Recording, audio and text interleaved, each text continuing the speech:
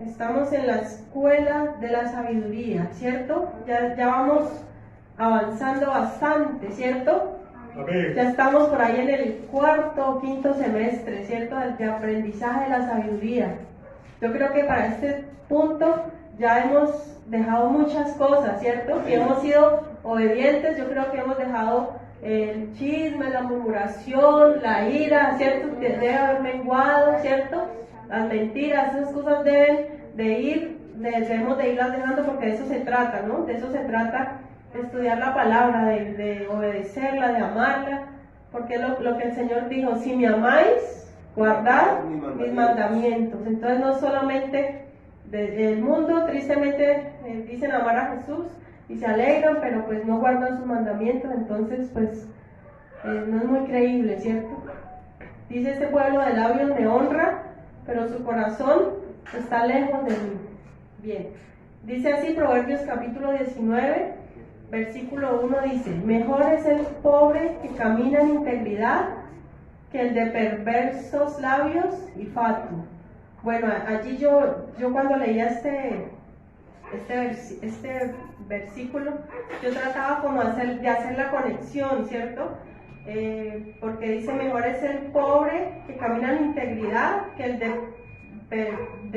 perversos labios y fatuo. O sea, yo trataba como hacer esa conexión porque no la encontraba, pero encontré allí en el 28.6. Veamos ahí en el 28.6.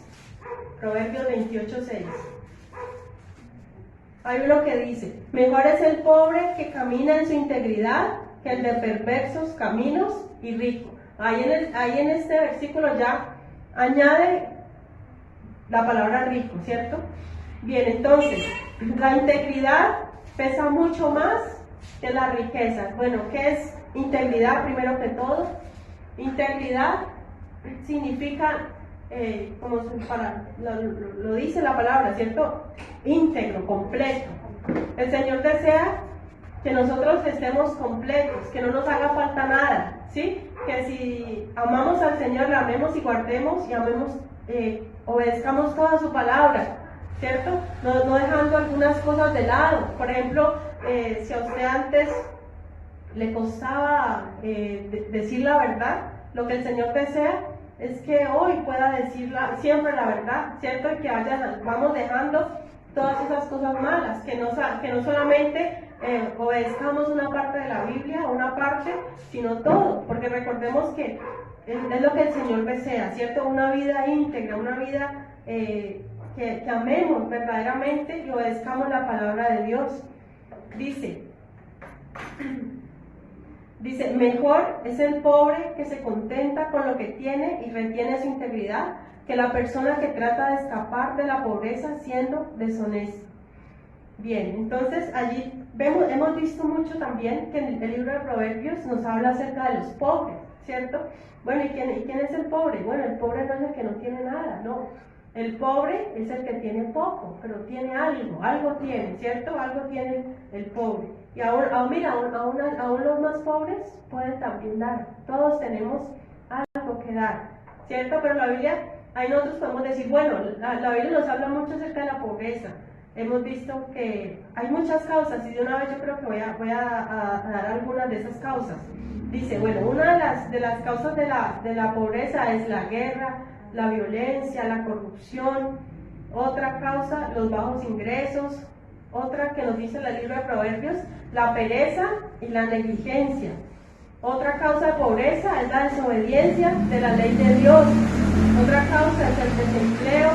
Otra causa es que los padres no le dejaron ninguna herencia, ¿cierto? Y no se esforzó por sí mismo, por adquirir cosas, sino que simplemente se quedó allí, se conformó. Otra causa de pobreza son las enfermedades. Otra causa, los vicios, el alcoholismo, la drogadicción. Estas son causas de pobreza, ¿cierto? El alcoholismo, imagínense lo que la gente invierte, en lugar de invertirlo en su casa, en el alimento, lo invierte en el alcohol.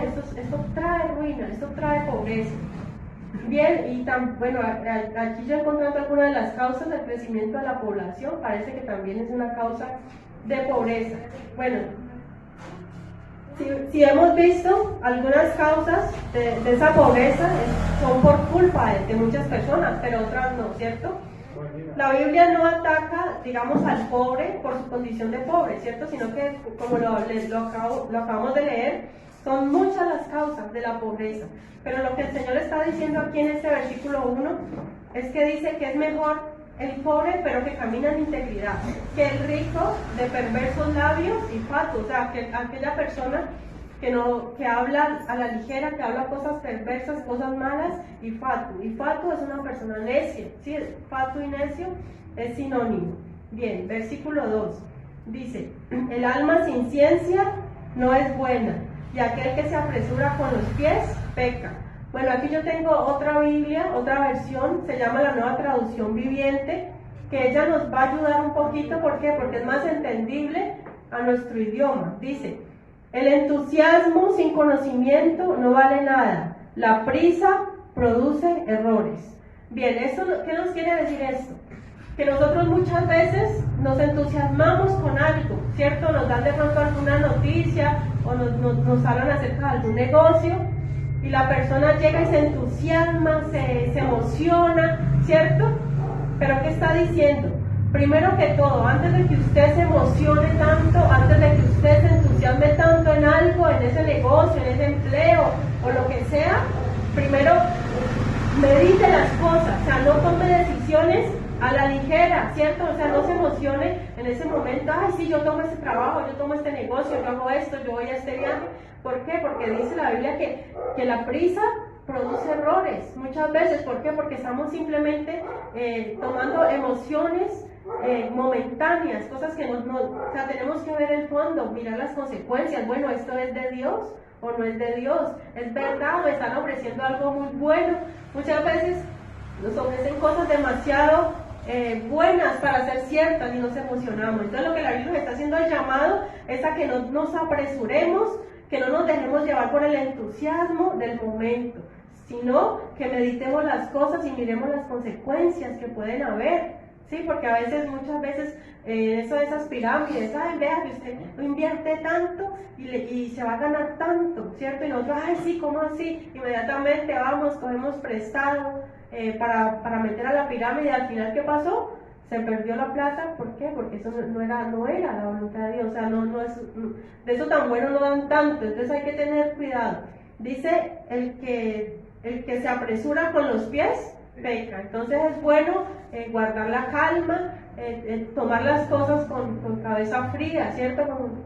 Con total paz, con total tranquilidad, para tomar decisiones. Entonces, este versículo nos enseña a tomar decisiones calmadamente, ¿sí? Calmadamente, primero orar. Si es necesario hacer un ayuno, ¿sí? Para que Dios nos guíe, nos direccione, es bueno también tener en cuenta eso, ¿sí? Que a veces buscar la guía de Dios no es fácil. Muchas veces queremos escuchar la voz de Dios para que nos diga acerca de lo que debemos hacer, pero no es fácil muchas veces. Pero si nos disponemos, oramos, buscamos a Dios en oración, en ayuno, y leyendo su palabra, créalo que lo vamos a encontrar, y Dios nos va a dar sabiduría. Versículo 3 dice: la insensatez del hombre tuerce su camino, y luego contra Jehová se irrita su corazón. Uy, yo creo que eso lo vemos hoy en día, ¿no? La gente culpa a Dios por las cosas que le pasan, ¿cierto? O sea, mira, ¿qué está diciendo? Que es el hombre en su insensatez, en su necedad, el que tuerce su camino. ¿Y qué pasa cuando una persona tuerce su camino? Pues le va a ir mal, ¿cierto? Lo que va a encontrar es males, porque ahí lo dice la Biblia: el que se aparta del camino de Dios le espera el mal y va a ser visitado por el mal. Pero entonces lo que está diciendo el Señor es que esas personas se desvían del camino del Señor, y luego ¿a quién están culpando? A Dios, ¿cierto? Se irrita contra Jehová su corazón. Es el necio, ¿no? El necio, el insensato que dice: ay, ¿dónde está Dios? ¿Dónde está Dios? Que dice el necio en su corazón: no hay Dios. Pero el mismo hombre es el que se ha apartado a hacer su propia voluntad. Lo único que pueden hacer luego, ¿qué es? Culpar a Dios y de sus malas decisiones. Dios dejó establecidas unas normas, unas leyes, y si violamos esas leyes y esas normas, ¿qué nos espera? El juicio, el castigo. Y luego no podemos levantar nuestra voz contra el Creador, porque cada uno Dice la Biblia, no os engañéis, Dios no puede ser burlado, pues todo lo que el hombre sembrare, eso es lo que va a sembrar. Cada uno recibe lo que ha sembrado. Acá dice, acá en esta versión dice, la gente arruina su vida por su propia necedad y después se enoja con el Señor. Versículo 4 dice, las riquezas traen muchos amigos, mas el pobre es apartado de su amigo. Aquí estamos viendo nuevamente, nos habla de las riquezas, de la pobreza, ¿cierto? Las riquezas atraen amigos. Mire que aquí podemos ver, si lo vemos aparentemente, que el pobre parece estar en desventaja, ¿cierto? Frente a los ricos. ¿Por qué? Porque dice que el pobre es apartado de su amigo. Bien, vamos a recordar en la Biblia la parábola del hijo pródigo. Recordemos esa parábola, que mientras uno de los dos hijos tuvo riqueza, ¿cierto? Malgastó los bienes, mientras gastó todo lo que tenía, estaba lleno de amigos, ¿cierto? Pero cuando se acabó ese dinero, ¿qué pasó? Se alejaron todos, ¿cierto? ¿Qué le tocó hacer?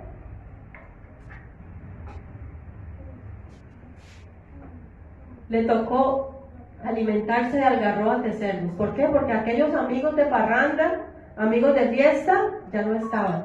¿Qué nos enseña esta palabra? Que muchos son los amigos del rico. Sí, el rico tiene amigos, pero ¿qué pasa? ¿Esos amigos serán verdaderos? Esos amigos no son verdaderos, esos son solamente amistades temporales que están por conveniencia, ¿cierto? Dice que las riquezas traen muchos amigos, pero es triste hacer amigos a través de la riqueza, o sea, comprar amigos, ¿sí? Lo que la Biblia no nos manda a nosotros, a comprar amigos. ¿Qué es lo que nos dice la Biblia más adelante en los evangelios? Hacer amigos. Ganar amigos, ¿cierto? Dice, más yo os digo, ganar amigos por medio de las riquezas injustas, no comprar amigos, porque esos amigos, si compramos amigos, cuando ya se acaban las riquezas, ya se van a ir. Una cosa es muy diferente, es ganar amigos a través de las riquezas, es muy diferente. Dice, el pobre es apartado aún de su amigo. Mire, dice, las riquezas atraen mucho, o sea, veamos la cantidad. En cambio, el pobre tiene tan solamente un amigo, y aún ese amiguito solamente es apartado, ¿cierto? Dice allí la Biblia. Bien, versículo, vamos a ver lo que dice en esta otra versión. Dice, las riquezas atraen muchos amigos, la pobreza los aleja a todos. Aquí dice algo parecido, ¿cierto? Mientras hay plata, están. En cambio, la pobreza, con la pobreza se van, ya no hay más. Ahí se conoce quién era verdadero y quién estaba solamente por interés. Dejemos allí, del versículo 5, dejémoslo para ahorita. Pasemos al 6 porque estamos hablando de las riquezas.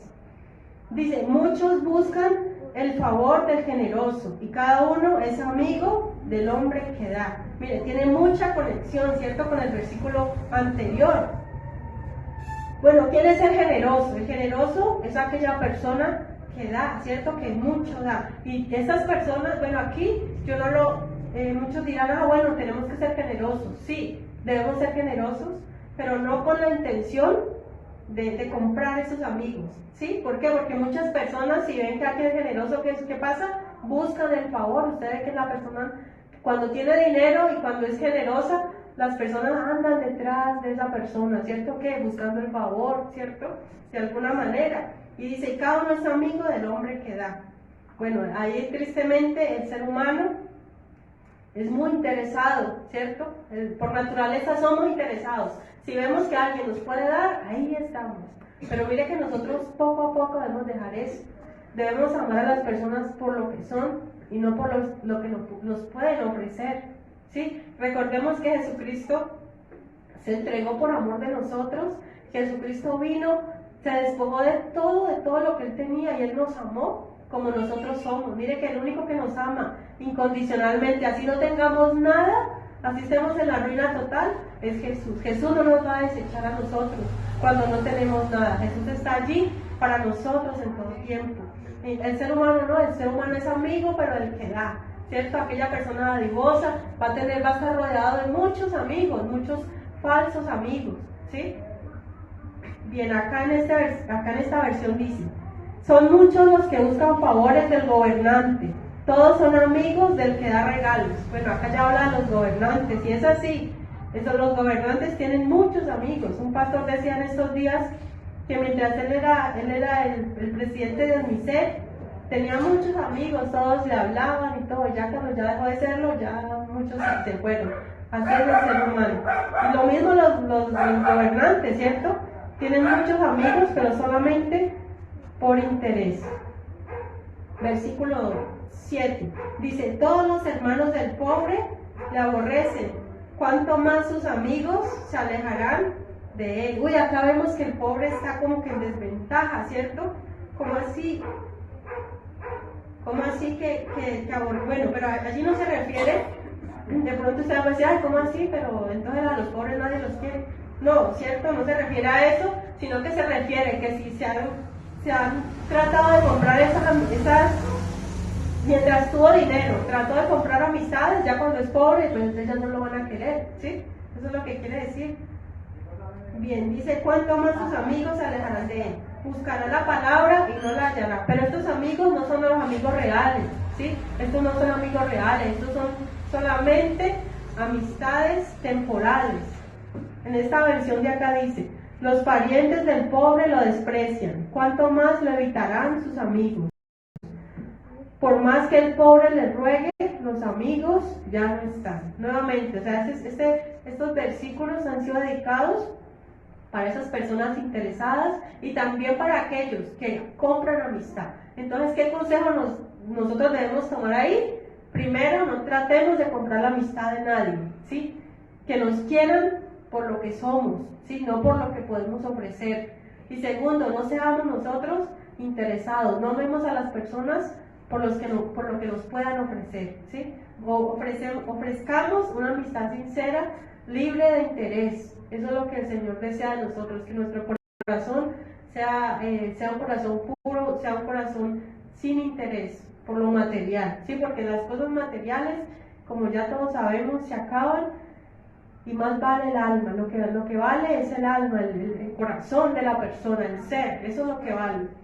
Hoy en día las personas tristemente se conocen por internet. ¿Qué es lo que muestran? Muestran una cara, ¿cierto? Muestran unos filtros, un maquillaje, las mujeres, ¿cierto?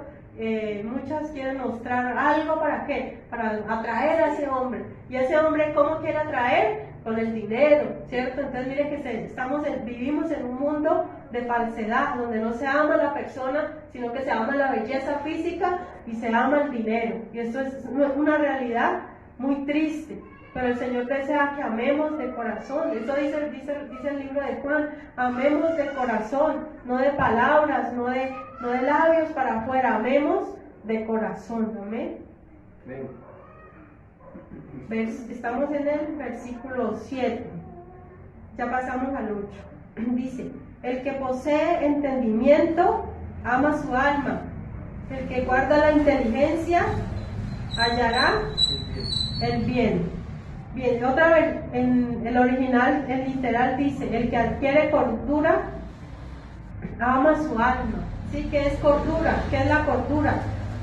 Cordura es el hecho de tener la mente sana, ¿sí? de estar usted lúcido, de estar cuerdo, esa es la cordura. Y es lo que dice allí, el que posee entendimiento, o sea, el que ama la cordura, ama su alma, o sea, estar cuerdo en todo momento, estar sobrio. Dice, el que guarda la inteligencia hallará el bien, o sea, aquella persona que es prudente, aquella persona que no se deja llevar por las cosas de este mundo, por las cosas necias que para nada aprovechan. Que sea el Señor, que poseamos entendimiento. Mire que el que no ama su alma, no ama la sabiduría. Lo que el Señor nos dice que es amor a la sabiduría, amor a la sabiduría, ¿sí? Entonces, dice, el que posee, acá en esta versión dice, adquirir sabiduría es amarse a uno mismo. Los que atesoran el entendimiento prosperarán. Yo hago una pregunta, ¿cuántos de los que están aquí se aman a sí mismos? ¿Sí? Sí, cada uno se ama a sí mismo. Amén. Entonces, ¿cuál es el consejo que da el Señor? Adquirir sabiduría. Adquiramos más y más sabiduría. Obedezcamos la palabra de Dios. Sabemos que la fuente inagotable de la sabiduría, ¿cuál es? La palabra de Dios. Ahí está la fuente inagotable de sabiduría. Y que el entendimiento lo atesoremos en nuestro corazón cada día. Bien, versículo 9. Dice, ahora sí vamos al 5 y el 9, vamos a ver que son casi iguales. Dice, el testigo falso no quedará sin castigo, y el que habla mentiras no escapará. Este es el 5. Ahora el 9 dice, el testigo falso no quedará sin castigo, y el que habla mentiras perecerá. ¿Cierto que son casi dos versículos iguales? Y eso ya se había repetido antes. Miren, en la Biblia hay muchos versículos que se repiten, ¿sí? ¿Por qué será? Porque de alguna manera Dios quiere resaltar una verdad. Bueno, yo quiero que veamos ahí en Proverbios 12, 17. Dice, el que habla verdad declara justicia, mas el testigo mentiroso, engaño. Vamos al 14:5. Dice, el testigo verdadero no mentirá, mas el testigo falso hablará mentiras. O sea, allí estamos viendo que simplemente dice que los testigos falsos hablarán mentiras, pero acá en el capítulo de hoy dice, el testigo falso no quedará sin castigo, y el que habla mentiras perecerá. O sea, ya está dando una sentencia. ¿Para qué? Para ese pecado, ¿cierto? Muchas veces ya hemos estudiado acerca de eso, pero hoy vamos a ver que ya se habla de un castigo. ¿Para quién? Para los testigos falsos. Dice, no quedará sin castigo. Recordemos algo, el Señor dice que de toda palabra ociosa que hablen los hombres, de ella darán cuenta en el día del juicio. Mira, hay personas que tuercen la ley, tuercen la justicia, con tal de ganar algún interés particular. Dicen mentiras, dicen falsedades contra Jesús.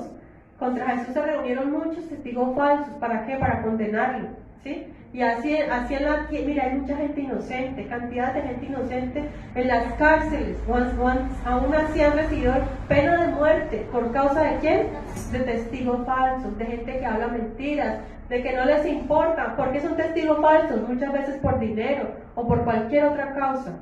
Pero la Biblia ya nos dice que todos ellos no van a quedar impunes. Ante la justicia humana pueden estar impunes y pueden haber estado libres. Hay mucha gente que cometió delitos y están en libertad, murieron, nadie supo nada, ¿sí? Aparentemente hay una impunidad. Eso aquí en la tierra. Pero ante Dios, de la justicia divina, nadie se escapa. Y Dios está diciendo que la justicia viene porque viene, llega porque llega. Dios, como dicen por ahí, Dios no se queda con nada de nadie.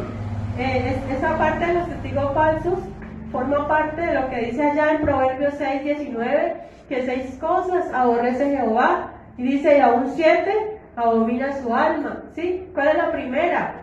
Los ojos altivos. ¿Qué más? Las manos derramadoras de sangre inocente, el corazón que maquina pensamientos inicuos, los pies presurosos para correr al mal, el testigo falso que habla mentiras, y el que siembra discordia entre hermanos. Estas son 7 cosas que Jehová aborrece. Y entre ellos, ¿cuál está? El testigo falso, el que habla mentiras. Aquellos que con tal de ganar algún favor o dinero, o no sabemos por qué razón, pero son testigos falsos, hacen mal al prójimo, no les importa el daño que causen. Pero dice la Biblia que no quedarán sin castigo.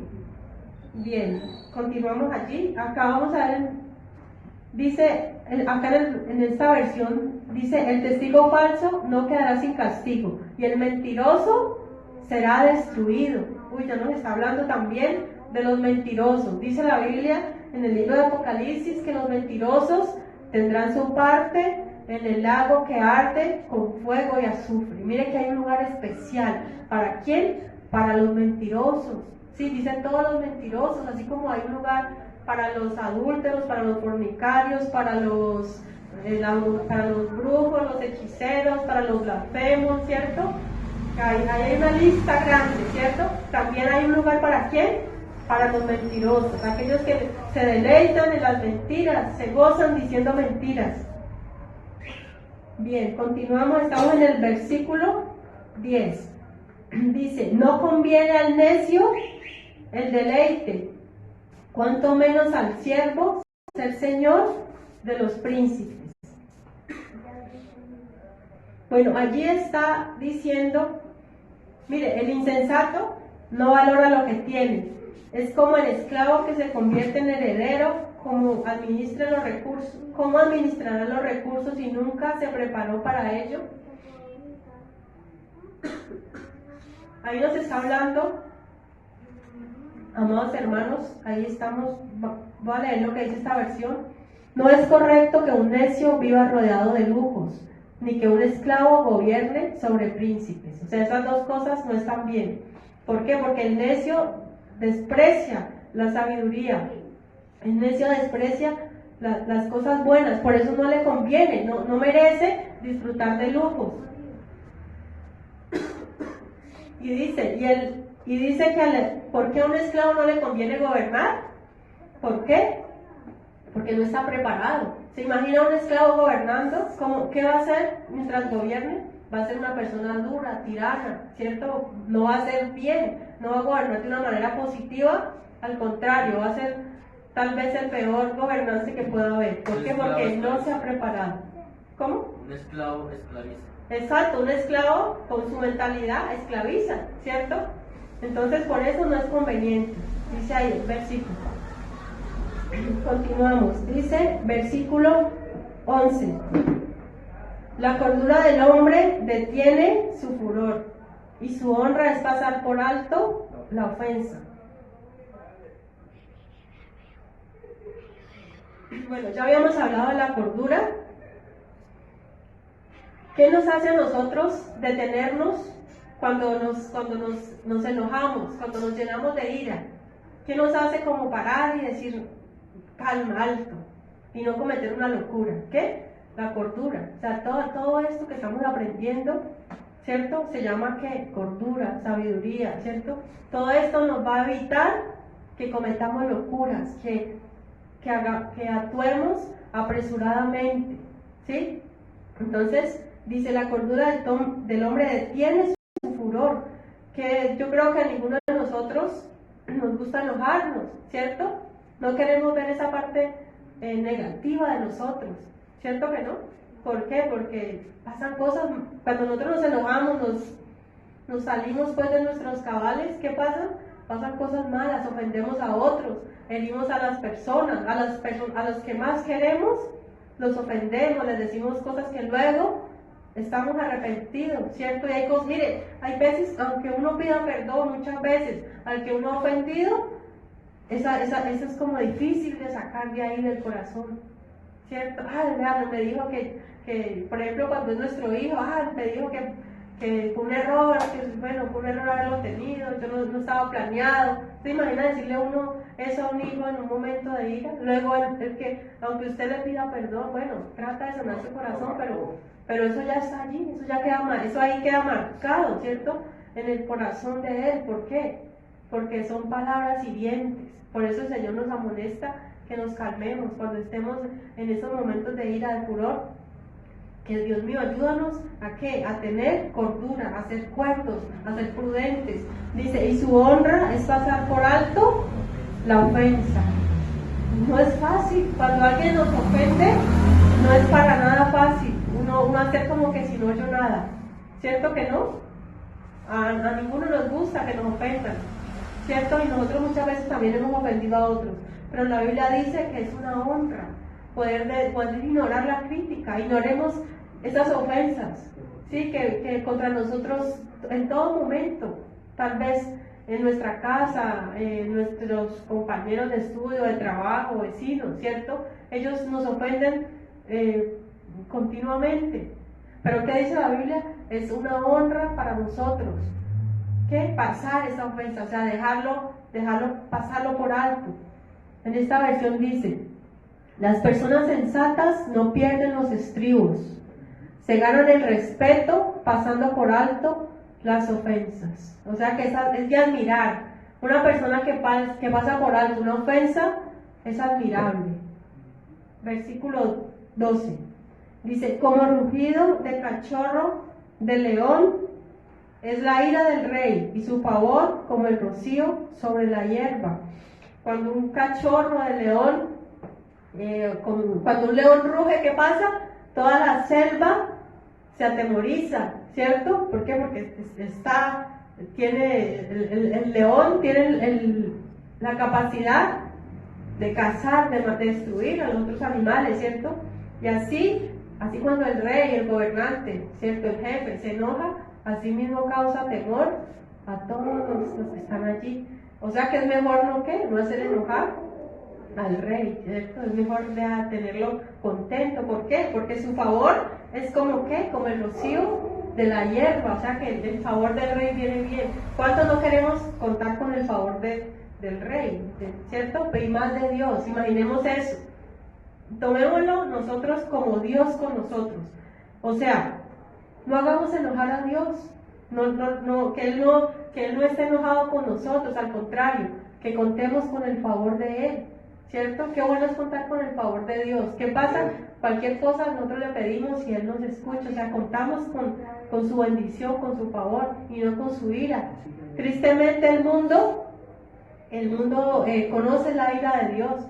Y mira que en estos días yo veía un video de un accidente que iba a pasar. Un señor estaba grabando a su compañero que había perdido los frenos, sí, en una tractomula, y él lo estaba grabando, pero empezó a orar, supuestamente, a orar, y a la misma vez empezó a echar madrazo. Entonces él estaba orando. Mire, así no hubiera echado ningún madrazo, si no es un hijo de Dios el que está orando. O sea, la realidad es que Dios no lo escucha. Nosotros hemos leído eso. La Biblia dice que Dios al pecador no lo oye. Sus oraciones son abominación. Dice, pero si alguno es temeroso de Dios, a Él escuche. Para poder que Él los escuche, la oración, esa persona primero que debe hacer es arrepentirse de su maldad, para poder que Dios lo escuche. Por eso nosotros, cuando estamos evangelizando, muchas personas nos dicen, ay, sí, yo le oro a Dios todos los días.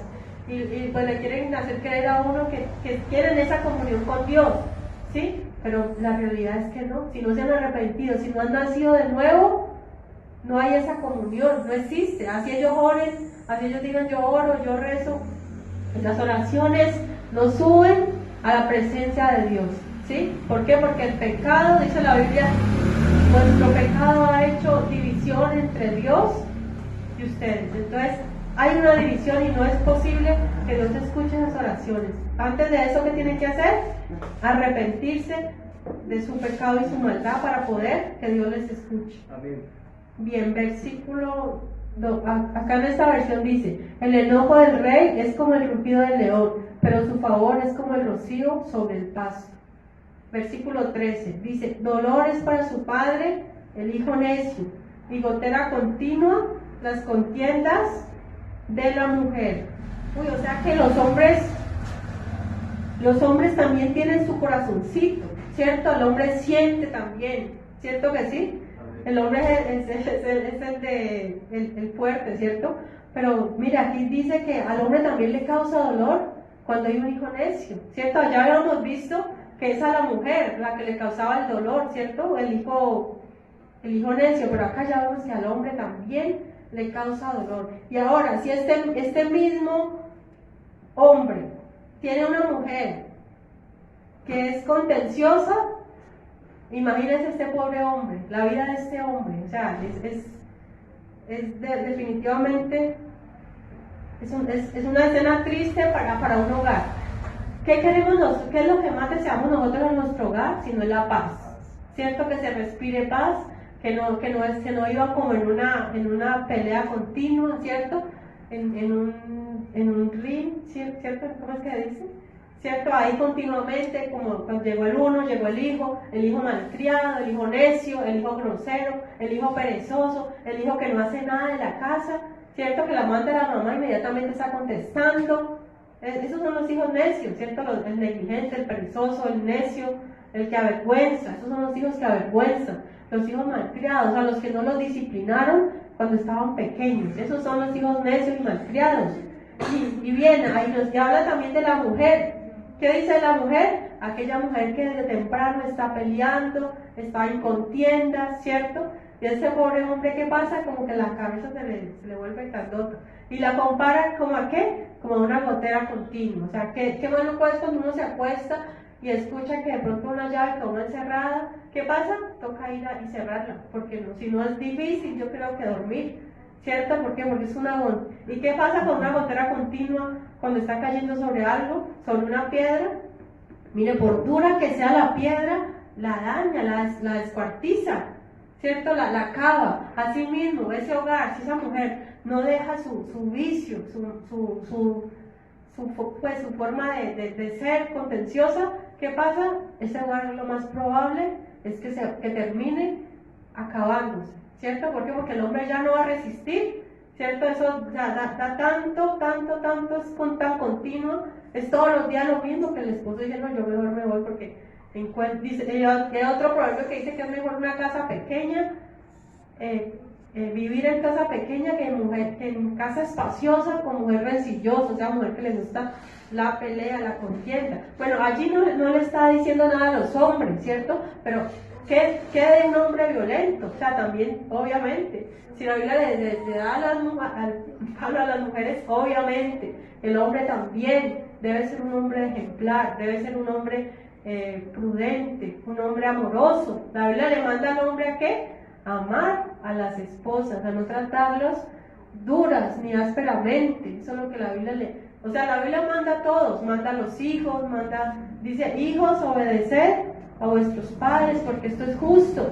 A las mujeres que dicen que se sometan, ¿cierto? Que lo respete al esposo. Y al esposo que le dice que ame a su esposa como vas a amar. O sea, es para todos, ¿cierto? La Biblia es para todos y todos debemos de nosotros depende. Miren, de todos depende que nuestro hogar sea un hogar de armonía. Depende de todos nosotros, del diálogo, de hablar qué problemas hay, cómo se pueden solucionar las cosas. Hay personas que se acostumbran a que a todas tienen que gritar. Eso es una costumbre, ¿bien? Uno puede en su casa vivir sin necesidad de gritar. O sea, no hay necesidad de eso. Pero si ya es costumbre en la casa, pues ya el hijo no entiende si no le hablan por un grito. Es triste esa situación, pero al hijo no hay necesidad de gritarlo para que obedezca.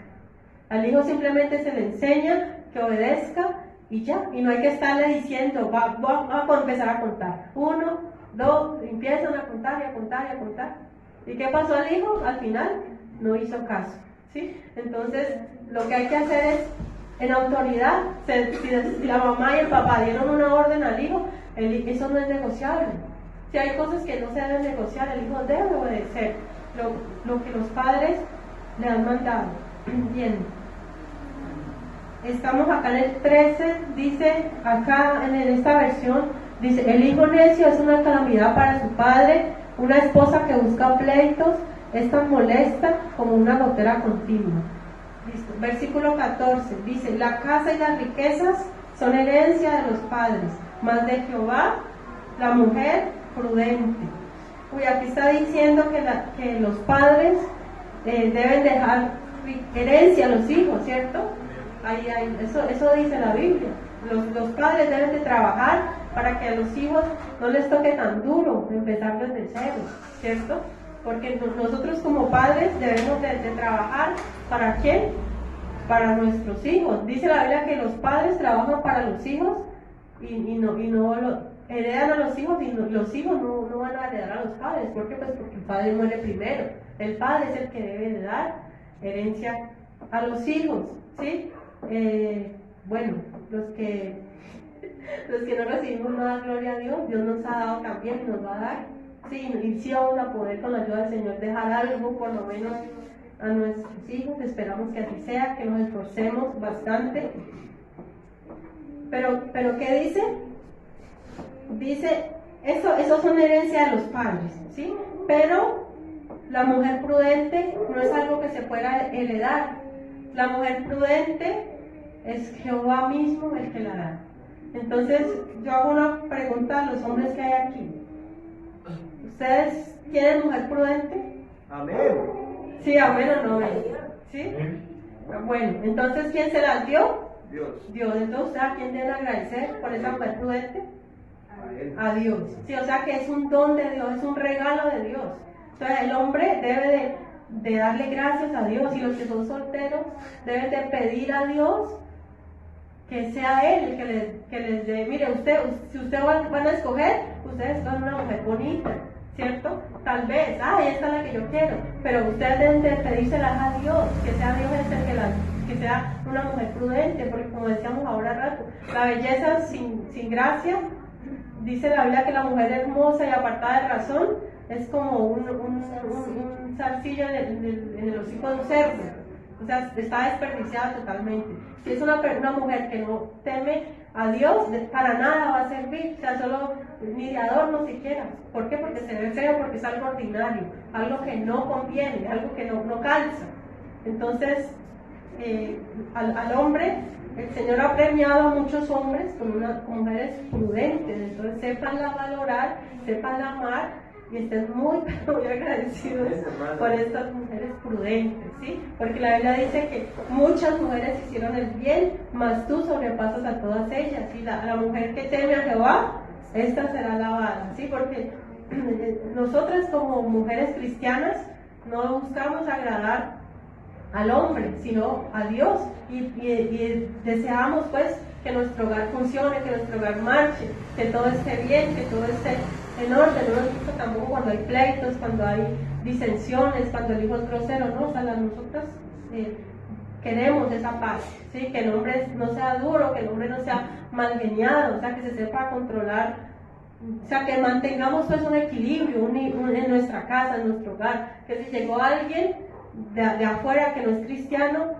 no escuchen por allá los gritos, no, o sea, que siempre esté la paz en nuestro hogar.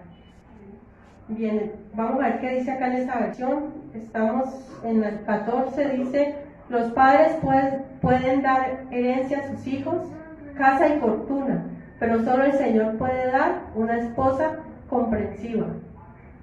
Bien, es del Señor, una mujer comprensiva. Versículo 15 dice: la pereza hace caer en profundo sueño, y el alma negligente padecerá de hambre. Como ya les había dicho, la Biblia habla mucho acerca de la pereza, ¿cierto? La pereza es la madre de todos los vicios, y también la pereza es la madre de la pobreza. ¿Sí? ¿Qué hace la pereza? Empobrecer a la gente. ¿Y qué causa? Hambre. ¿A quién? A aquellos perezosos. Sí, padecerán hambre todos aquellos que son negligentes. Acá esta versión dice: los perezosos duermen profundamente, pero su ocio los deja con hambre. Dormir. Yo sé que hay días, cuando usted lleva días trabajando, usted tiene el derecho, ¿cierto?, de tener un día de descanso. Si quiere, no se levanta hasta mediodía, mejor dicho, ese día duerme toda la noche hasta... Hay momentos, ¿cierto?, que usted lo merece. ¿Por qué? Porque ha trabajado, porque es justo. Pero ya los hijos que todo el día, ¿cierto?, llegaron las 9 de la madrugada y el hijo no se ha levantado, y nosotros, no le hagamos bulla al bebé que está dormido, ¿cierto? Entonces, y no hace nada. O sea, ya llegó la hora y se levanta a ver que hay de almuerzo, que hay de comida, y a mandar. Entonces eso no es, ¿cierto? Ni a los hijos ni a los padres. Todos debemos de estar, tener un balance, ¿sí?, en nuestra vida, cuando es momento de descansar, cuando es momento de trabajar. Pero la Biblia dice que el hijo que duerme en tiempo de cosecha es hijo que avergüenza. Hay momentos que hay que trabajar, y los hijos deben estar listos para ayudar a sus padres, ¿sí? Porque así se vence la pobreza. Mire, la pobreza se vence cuando en una casa todos empiezan a trabajar, empiezan a aportar. La pobreza se va, porque empiezan a aportar. O sea, mire que la Biblia dice que la causa de la pobreza muchas veces es la pobreza, la negligencia, los vicios. Son cosas que dependen de uno, ¿sí? De que uno o atrae la pobreza o uno la aleja la pobreza. Depende de uno, de muchas decisiones, ¿sí? También de no meternos en deudas. Eso no es bueno, no es bueno que el Hijo de Dios esté sacando créditos. No, Señor, las cosas hay que, si no tengo plata para la nevera, no la voy a sacar a crédito. Yo voy a reunir, yo me aguanto. Sí, yo así sea que vaya todos los días al supermercado a comprar, hasta que tenga la nevera, pero yo no voy a regalarle el doble. Prácticamente muchas veces uno paga 2 veces el producto por algo. O sea, el Hijo de Dios debe ser sabio, el Hijo de Dios debe ser prudente, por eso estamos estudiando, ¿sí? No demos nuestras ganancias a esas personas que ya tienen mucho, ¿sí? Ellos se enriquecen con nuestro dinero. Entonces seamos prudentes, seamos sabios y verá que vamos a prosperar. Versículo 16 dice: el que guarda el mandamiento guarda su alma, mas el que menosprecia sus caminos morirá. Allí nos está hablando de guardar, ¿qué mandamiento? La palabra de Dios, ¿cierto? Este versículo le parece mucho al que leímos ahora, ¿cierto? Que el que ama, dice que el que ama su alma, el que ama la sabiduría ama su alma, es igual, ¿cierto? Dice: el que guarda el mandamiento guarda su alma, mas el que menosprecia sus caminos morirá. ¿Cuáles caminos? Los caminos del Señor. Dios dejó un camino. Miren, Dios cuando hizo al hombre no le dijo: vea, aquí hay un camino por el malo y aquí hay un camino bueno, siga, escoja cualquiera de los dos, ¿cierto? Dios no hizo eso. Dios, ¿qué le dijo a Adán y Eva? ¿Qué les dijo? Que solamente Dios solamente mostró un camino, solamente era un camino, era el camino de la obediencia, el camino que les dijo: vea, hagan esto. Ya Dios mostró el camino. El hombre el hombre solito fue el que quiso desobedecer, pero Dios no le hizo el camino bueno y el camino malo para que él escogiera: a ver, escoja, a ver, y que el hombre mirara. No.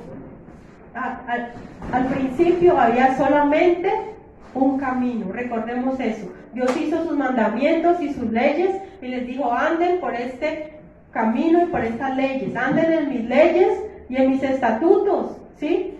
El Señor, que Dios le hizo el libre albedrío, ¿cierto? Leemos, pero no, al principio solamente había un camino. El hombre fue el que se desvió y por su desobediencia se alejó, ¿cierto? Hizo su propio camino, se alejó del camino del bien. Pero ¿qué pasa?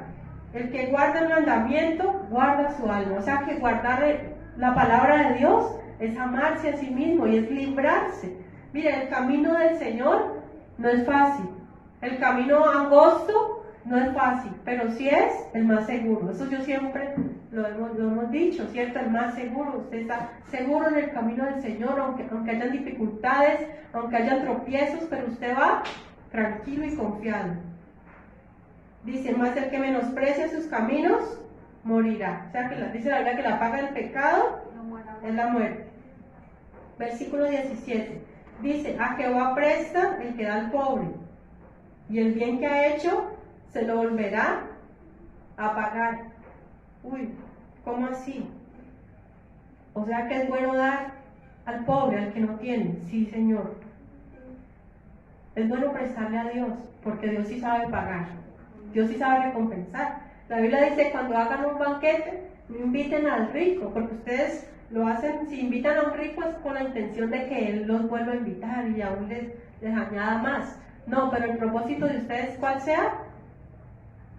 Inviten a alguien que no le pueda devolver ese favor, pero Dios es el que le va a devolver. Entonces, qué bueno es prestarle a Dios. Mira, Dios no se queda con nada de nadie, ¿sí? Si nosotros hacemos un préstamo en un banco, nosotros tenemos que devolver mucho más, ¿cierto?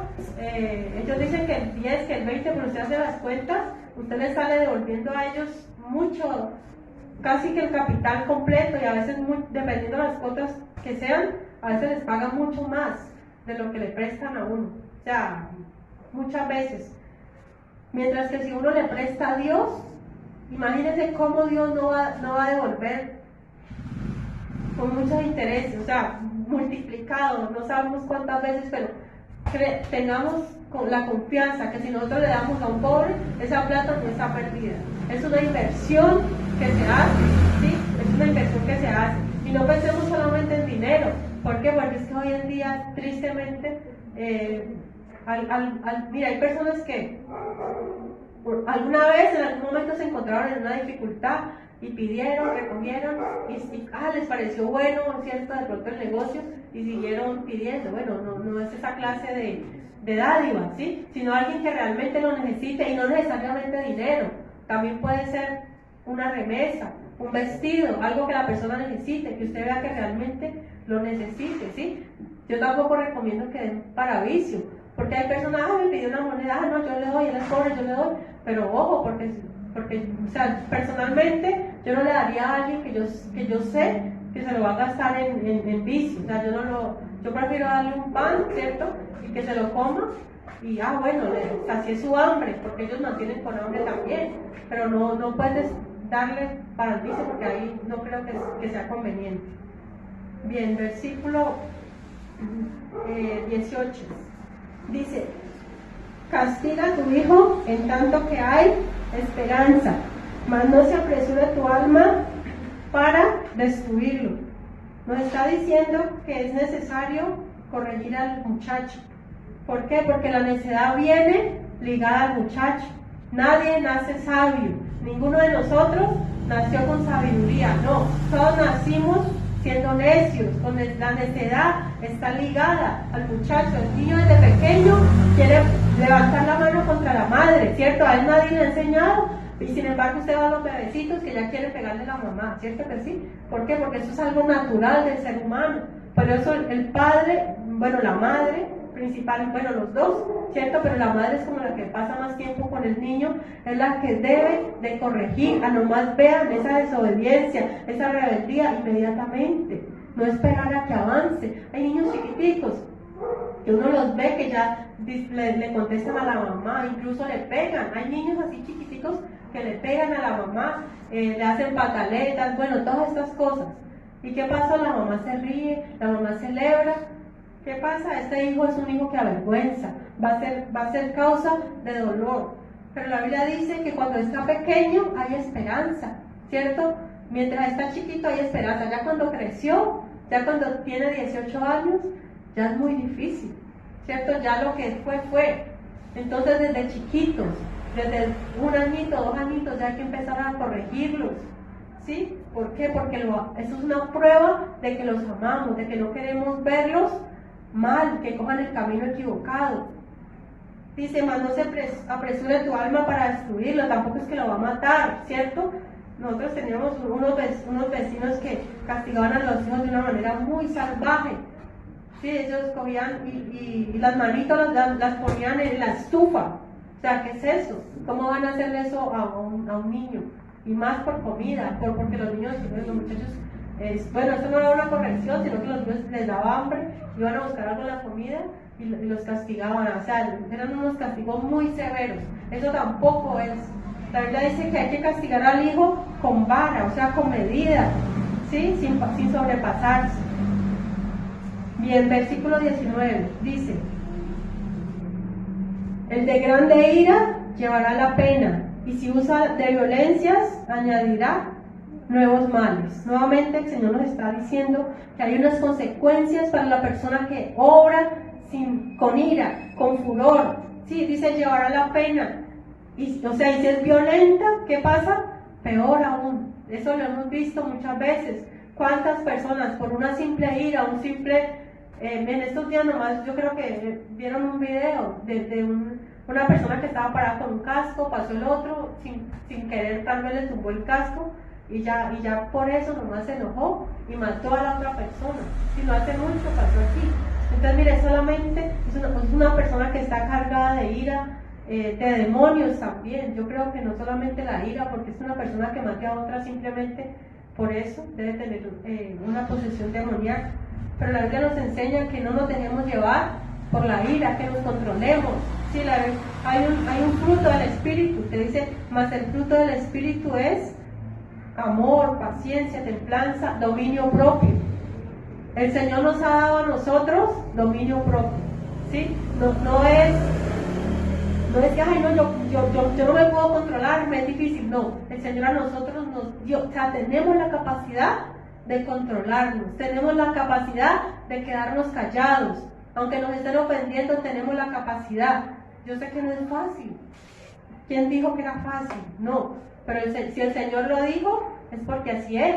Y si el Señor dijo que si alguien nos daba en la mejilla, colócale la otra. O sea, yo sé que eso no es fácil decir eso. Y si alguien lo pone a cargar una milla, dice, llévale 2. Y si alguien le presta una capa, no se la reclames. O sea, increíble.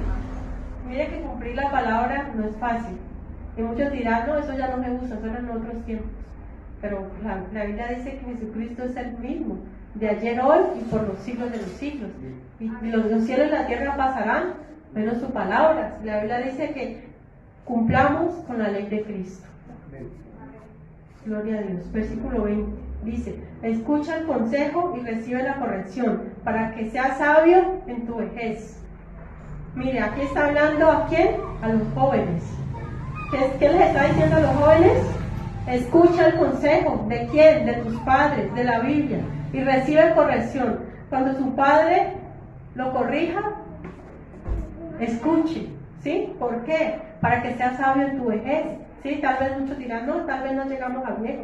Pues por ahí hay un dicho que dice que el que no escucha consejo no llega a viejo, ¿cierto? Y mire que ser viejo no es sinónimo de sabiduría. ¿Cuántos viejos de 70 y 80 años que son insensatos? No hay sabiduría. Pero qué bueno es escuchar a un anciano hablando sabiduría. Qué bueno es escuchar esa sabiduría de esas personas que pueden aconsejar a otros. Entonces mire que la edad, los años solitos por sí mismos no dan sabiduría. ¿Qué es lo que da la sabiduría? Lo primero es, el principio de la sabiduría es el temor a Jehová. O sea, lo primero para tener sabiduría, ¿qué es? El temor a Dios, el temor a Jehová. Bien, versículo 21. Dice, muchos pensamientos hay en el corazón del hombre, mas el consejo de Jehová permanecerá. O sea, muchas cosas. El hombre planea muchas cosas. Dice, yo voy a hacer esto, yo voy a hacer aquello. Pero ¿qué dice? Solamente el consejo de Jehová es lo que va a permanecer. Muchas veces nosotros podemos decir, no, es que yo tengo experiencia, es que me voy a dejar llevar por muchos consejos de muchas personas y por mi experiencia, y con base en eso voy a tomar una decisión. Pero muchas veces no debemos dejarnos llevar solamente por eso, porque a veces aún con nuestra experiencia, aún así fallamos. Pero ¿qué es lo que va a permanecer? El consejo de Jehová. O sea, poner en nuestra vida, nuestros planes, en las manos de Dios, que Él sí sabe realmente lo que nos conviene. Bien, versículo 22. Dice, contentamiento es a los hombres hacer misericordia, pero mejor es el pobre que el mentiroso. Mire, allí tratemos de hacer como la conexión. ¿Cómo así? Es bueno para el hombre cuando hace misericordia, ¿cierto? Cuando nosotros vemos que podemos ayudar a alguien, eso nos trae satisfacción y contentamiento, ¿cierto que sí? Cuando uno hace una buena acción, eso lo satisface a uno. Pero ¿qué dice aquí? Pero usted dirá, bueno, pero ¿qué relación tiene eso con lo que dice aquí? Pero mejor es el pobre que el mentiroso. ¿Pero qué relación hay? Porque hay mucha gente que tiene dinero y simplemente lo que hacen es hacer promesas. Yo les voy a dar esto, yo les voy a dar esto. ¿Pero qué pasa? Nunca cumplen con esas promesas. O sea que no vale nada ser rico y mentiroso. Mejor es ser pobre, ¿cierto? Que dice la Biblia que más vale el pobre que el mentiroso. Bueno, versículo 24. Dice, el perezoso mete su mano en el plato y ni aun a su boca la llevará. Uy, ¿cómo así?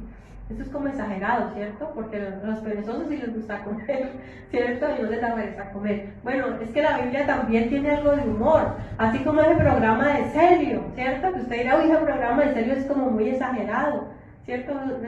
Si lo han visto, ¿no? De ese programa de Ordóñez de la Risa, esa sesión de Celio, ¿cierto? Así es igualito. O sea, este versículo es una exageración humorística, pero es como para ridiculizar a aquel perezoso, pero es real. O sea, ¿cómo les digo? No es literal, es una ridícula. Sí, un sarcasmo, algo humorístico. Bien, estamos entonces en 25. Bueno, volvamos entonces al 23. Dice, el temor de Jehová es para vida, y con él vivirá lleno de reposo el hombre, no será visitado del mal. Aquí dice que el temor de Dios es para vida. Mira, el temor de Dios ¿qué es el temor de Dios primeramente? El principio de la sabiduría, obedecer. ¿Sí? O sea, el temor no es, ay Señor, yo tengo miedo a Dios. No es ese miedo, sino es obediencia. ¿Y qué trae? Vida. O sea que el temor a Dios nos produce vida. Eso es lo que desea el Señor, que todos tengamos ese temor a Él. Y dice, y con Él vivirá lleno de reposo el hombre. Lo que decíamos ahorita, ¿no? Que está en el camino del Señor, no es el más fácil, pero sí el más seguro. Y no será visitado del mal. No quiere decir que no vamos a tener problemas, ¿cierto que no? Eso es lo que quiere decir. Todos tenemos problemas, todos tenemos aflicciones, todos vamos a tener momentos difíciles, pero lo que está diciendo el Señor aplica para la eternidad. ¿Qué pasa? Para la eternidad no vamos a sufrir daño de la muerte segunda. O sea, es una esperanza para la vida eterna. Y hay otro versículo que dice que el que teme al Señor no tendrá temor de malas noticias, ¿sí? Porque aunque aparentemente, mire, aunque a nosotros nos llegan aparentemente malas noticias, ¿sí? Que nosotros decimos, uy, esto es algo malo.